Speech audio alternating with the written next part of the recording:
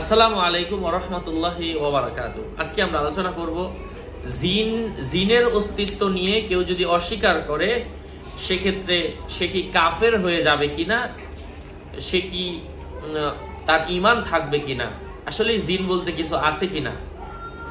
আল্লাহ তাআলার পবিত্র কালাম, পবিত্র কোরআন শরীফ আমরা যদি খুলি দেখি স্পষ্টভাবে, কিছু আয়াত আছে অস্পষ্ট, ব্যাখ্যা করে বুঝতে হয়।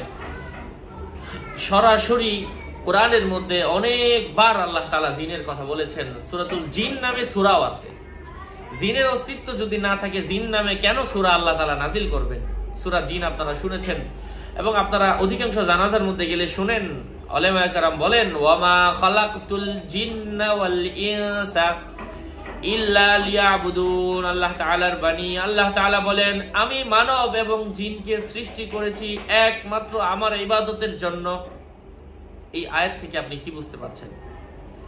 এই আয়াত থেকে আমাদের কাছে স্পষ্ট হয়ে যাচ্ছে আল্লাহ তাআলা মানব সৃষ্টি করেছেন, জিনকে সৃষ্টি করেছেন একমাত্র ইবাদতের জন্য।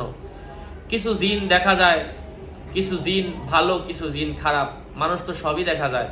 কিছু জিন প্রকাশ করে, কিছু জিন অপ্রকাশ্য, তবে জিনের অস্তিত্ব অবশ্যই আছে। জিনের অস্তিত্ব অস্বীকার করা মানে কোরআনের আয়াতকে অস্বীকার করা।